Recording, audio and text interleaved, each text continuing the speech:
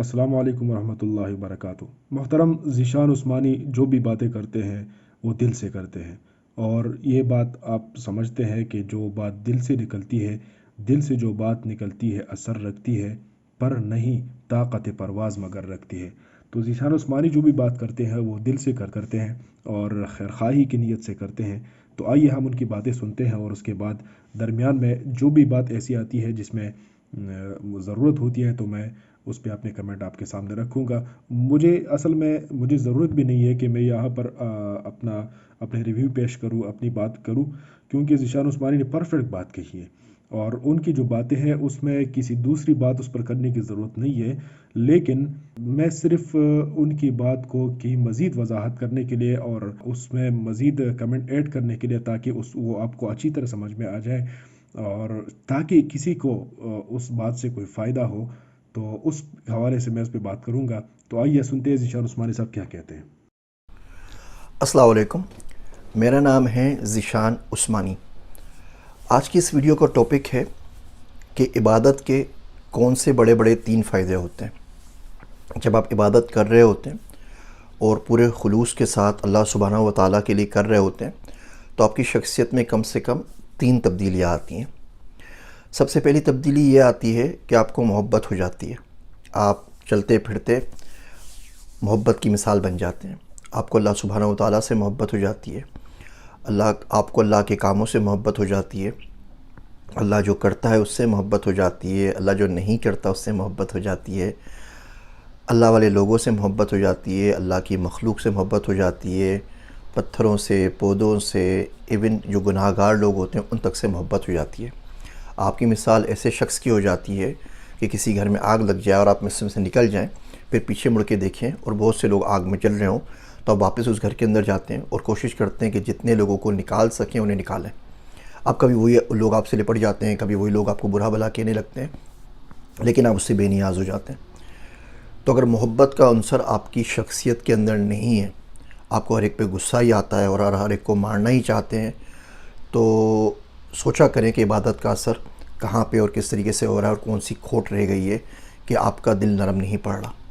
दूसरा काम ये होता है कि आप में उलुल अज़्मी आती है। मैं ज़ीशान उस्मानी साहब की इस बात पर थोड़ी सी मैं माज़रत चाहता हूँ। मैं बस थोड़ी सी बात करूँगा इस पर कि अल्लाह ताला से मोहब्बत क्या क्या होती है।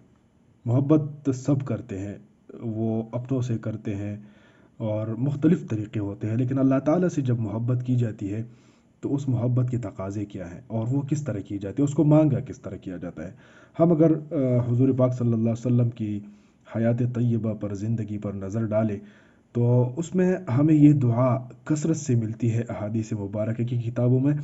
और दूसरी जो हमारे सामने जो हुज़ूर पाक सल्लल्लाहु अलैहि वसल्लम की सीरत की किताबें हैं, उनमें ये बात मिलती है कि आप अलैहिस्सलाम ने फरमाया कि अल्लाहुम्मा इन्नी अस्अलुका हुब्बक व हुब्ब मन युहिब्बुक व हुब्ब अमली युक़र्रिबु हुब्बक अल्लाहुम्मा जअल हुब्बक अहब्ब इलय्या मिन नफ्सी व अहली व मिनल माइल बारिद।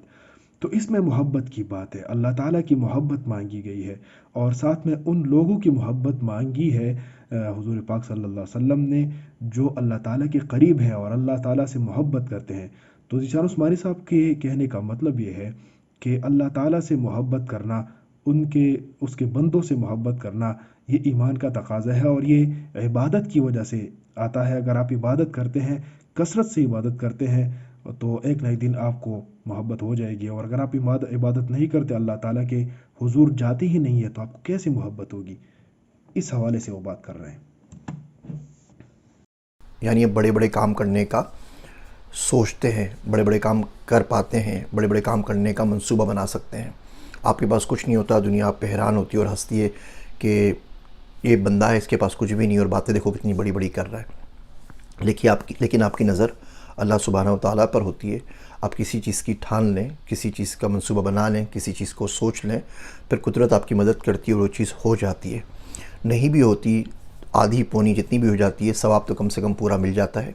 लेकिन अगर आप कोई काम करते हुए डर रहे हैं, आप में खौफ है, आप प्लानिंग करते हैं लेकिन कर नहीं पाते, आप सोचते हैं लेकिन आपसे हो नहीं पाता, आप बहुत ज़्यादा प्रोक्रास्टिनेशन कर रहे हैं, इसका क्लियर मतलब यही एक निकल सकता है कि जो इबादत कर रहे हैं उसका असर नहीं हो रहा। तो या तो आप इबादत नहीं कर रहे तो करनी चाहिए, तो कर रहे हैं तो देखिए उसमें क्या खोट रह गई है कि उसका असर आप पे नहीं आ रहा।